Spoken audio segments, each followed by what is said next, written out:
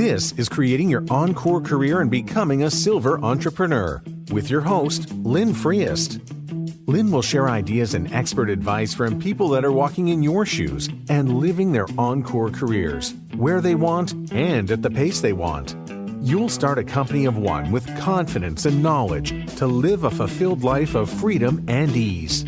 Lynn is a coach and leadership consultant whose mission is to show senior leaders and experts how to start something refreshing and new after a full career in the corporate environment. Hello, and welcome to this episode of the podcast, Creating Your Encore Career and Becoming a Silver Entrepreneur. Now, it's interesting. It's not only episode 150, which is kind of amazing to me in how long we've been doing this, but it's also episode 50 since I switched the focus to the Encore Career. So again, thank you all who have been here with me on the journey, and I hope to help you as we go forward. Soon I'll be offering openings in my Encore Career Group Coaching Program, and this is a program that will enable you and a peer group to launch and develop your own Encore careers. So to get a powerful start, please contact me. Now today I'm going to be talking about a report and actually an online presentation I saw. The report is with Edward Jones and the AgeWave Institute, and it's their latest collaboration. The full title of the report is Longevity and the New Journey of Retirement. Again, there was also a presentation I saw by one of the founders of AgeWave, so there's some additional information coming from that. But this was a study of more than 11,000 North American adults, largely pre-retirees and retirees. So they wanted to see how the journey of retirement is unfolding, what kind of insights they could gather from it. Just a sidelight from the presentation, they mentioned there are about 100 million people in either the pre-retirement or near retirement or post-retirement phase here in the U.S. But this is actually a global issue too, because they mentioned that China has 400 million in or near retirement. So again, these are issues that are certainly front and center with a significant population of the world even. So I'll go through some of the key insights from the study and share those with you. Again, today's retirees do begin to appreciate their longevity, and they now figure that the ideal retirement might be about 29 years. So when you think about that, if you're going to retire at 65, that means you're going to be around to 95, 94. What's that going to look like, and what do you do? And as I've said before, the other interesting piece is, okay, if you've worked for 30 or even 40 years, have you done enough to fund now what's a 30-year retirement? Our parents who are retirees now, or the silent generation, you might say, they viewed retirement as mainly rest and relaxation. And they were really one of the first generations that could actually even experience that, because most of the things like defined benefit programs and stuff didn't come along until the 40s or so. So that may have not been unique, but it was a different thing. Now, as they survey people who are near or in retirement, the overall theme is this is now a new chapter in life. So just some of the details from the study, the top thought was retirement is now a new chapter in life. That was chosen by about 55% of the respondents. A time for rest and relaxation. That was still chosen by 22% of the retirees. Then 15% thought it might be just a continuation of life as it is. Again, don't know if that's practical but it could be. You're just going to keep going. Then 8% of them, respondents said, well, it's the beginning of the end. A negative view, but again, people might be in poor health already, may not have saved much, so it could be a very discouraging time for them. Now, in another study that was done with AgeWave and Bank of America, they talked about what's the new ideal look like. So 24%, they wanted to cycle between work and leisure. 30% felt they wanted to do part-time work on some sort of an ongoing basis. And then 29%, or almost a third, never wanted to work for pay again. They might want to do volunteer work or other things, but never wanted to be involved in pay again. And then finally, 8% said they're going to be in full-time work. Again, different perspectives that we're seeing that certainly I have. I like the idea of cycle between work and leisure or part-time work. That seems what's interesting to me. But again, many people have other ideas, and that's great. So the report also looked at what are some of the things that are the macroeconomic things that are driving our changes in how we look at retirement or what we do in the second part of life. There is, as we've talked a couple times here, the longevity revolution. We are literally living longer and dramatically longer than even it would have been in the earlier part of the last century. And there's a global aging boom. I mentioned that there's about 100 million people in the U.S. either near or in retirement, and there's over 400 in China that are either near or in retirement. Now, there is a challenge because the lifespan and the health span are not linked up very well.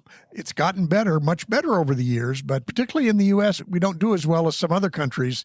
We have about a 12-year gap between our lifespan and what's considered our health span. The other thing is the demise of the three-legged stool for funding retirement. And it had to do with private funds, Social Security, and often defined benefit pension plans. And clearly, the defined benefit pension plans are not as common anymore and almost non-existent to some extent. And then the final aspect of where we're looking at retirement now is the COVID panic. People maybe had to retire early. We have different perspectives around what health, what life, what we're doing going forward is. So it's one of those things where, yeah, it's had an impact on how we view life. Moving on to what AgeWave and Edward Jones found are what they feel the 4 stages of the new retirement journey. And it kind of unfolds this way. It makes sense as you describe it. Stage 1 is anticipation. So now that's the 10 years before retirement. As we are actually thinking about it, what are we going to do? But we're still active in full-time work. Now, the interesting piece there is I read a different article not too long ago where it said when people talk about retirement planning, they only talk about really the financial part of it, when in fact, what you're going to do during retirement and how you're going to manage your life, health, all these other kinds of things often hasn't had a lot of conversation around it. So that may be an area in the 10 years before retirement, we need to be thinking about our encore career or what's going to be our purpose in the second part of life. The second stage is actual retirement or liberation, but it also entails disorientation, and it can last up to 2 years after retirement. And for any of those of you who have retired, like I did, there is definitely a disorientation. All of a sudden, the routines, the habits, the things that we did, the people we talked to, all of that is changed. And we need to be intentional. And here again, this is the kind of thing where I think I can help people work through this and not be disoriented for 2 years. So those are the things that I tend to want to help people with. But then they describe the stage 3, which is the reinvention. And they say that's between 3 and 14 years into retirement. So that's where you really got your feet back under you. You're moving forward on whatever path it is you've chosen. And it may be rest and relaxation, but it may also be some kind of work, part-time or periodic work. So those are the things that you'll do during that time where you'll more than likely still have a good, healthy life that you're dealing with. And the final stage they talk about is Reflex and Resolution. And that's the 15 plus years after retirement. So given a 30-year retirement, this could be a big chunk of time too. But this is where you may still continue working. It may be periodic. Maybe you'll start to scale it back. But again, people tend to start thinking of purpose and what is my legacy. Some of those are the kinds of things that people come along with later in life. I think as they found in studies, there are some new definitions of success that especially the boomers have at this point. These definitions vary between age groups. But when they surveyed boomers, they said, how many are really focused on achieving wealth? Again, there's about 4%. So it's not the money's not important, but that's not longer driving them necessarily.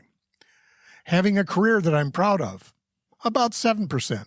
Again, we're talking about boomers who, like myself, are pretty much in the retirement arena. So that whole idea of a career I'm proud of may not mean as much at this point. But then we get to questions like having a positive impact on family and others. Then that's 42% say that's important to them. And then finally, being happy with who I am and what I'm doing. And that, again, 2/3, 61% of the people say that's what's important to them now. So the study also found that not only for stages of retirement, but the people themselves, they found 4 distinct groups that were characterized by their circumstances, their attitudes, and how well they'd prepared. The first group was called the Purposeful Pathfinders. They tend to be the most active, engaged. They have a well-prepared plan for retirement financially, and they probably began saving at the age of 34. These are people who really, even before later in life, in early midlife, they started thinking about this. Then they have what they call the relaxed traditionalists. And these are the people that are going to pursue a more traditional retirement. And it's focused on resting and relaxing. Now, they do have a well-prepared financial plan, so they're not anxious, nor do they have to do something else if they choose not to. Then the third group mentioned is the challenged but yet hopeful. And they want to make the most of retirement, but they haven't done a good job of planning and saving earlier in life. They're satisfied with where they are today, but they know there are going to be challenges that lie ahead. So these are people, I'm probably in this category myself. Could I retire truly and do nothing? Probably, but it's much easier if I can go out and do something in an encore career. And quite frankly, I still have an interest in that, whether it's the amounts of money or not. I still prefer to be more active in my life. And then finally is the group called the Regretful Strugglers. They tend to be struggling with both financial and health problems, and that's unfortunate, but that is a piece of who our current retirees are. So they're people that they need help, they need services, they need maybe even hope, just that they could do something different. So again, 4 groups: the Purposeful Pathfinders who have got it all mapped out and are doing well, the relaxed traditionalists who are going to do a more traditional retirement, but they've planned well, the challenged yet hopeful, people like myself, that we're going to do the best we can, but we know we need to do something to keep things going. And then finally, those who either financially and or health reasons are going to have some challenges. The final thing that the study talked about that I'm going to share with you is some of the habits that highly successful retirees are doing or preparing to do. They attend to their health. If we're going to be living to 90, it really helps if we do some proactive stuff around our health. They stay socially engaged. This is not just about money or networking, but it's about being engaged with people. They also have a clearer sense of purpose. Now, that purpose could be work-related or helping out in the food bank or any number of things, but they have some sense of purpose. There's something getting them up every morning.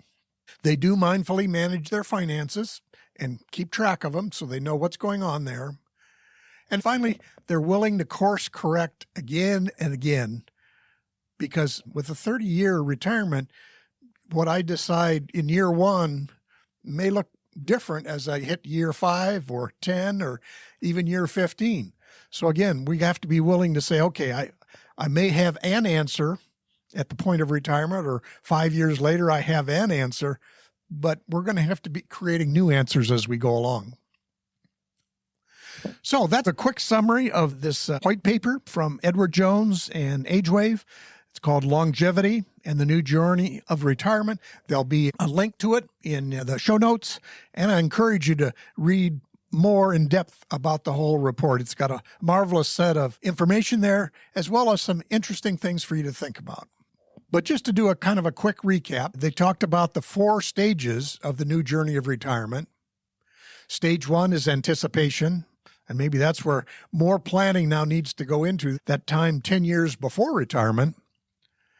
Stage 2 is liberation, but disorientation. That's the couple of years after retirement as you literally reshape your life. Stage 3 is the reinvention. Having gotten grounded in purpose and what you want to do, that's maybe the next 3 to 14 years into retirement. And what's that going to look like for you? And then stage 4, reflection and resolution. Now that can be the point where you're really focusing on legacy. It could be legacy and work, trying to mentor new people, different things like that. But it also could be a time for spiritual growth. How do you want to make sense of your life and pass it on to others? Different things there.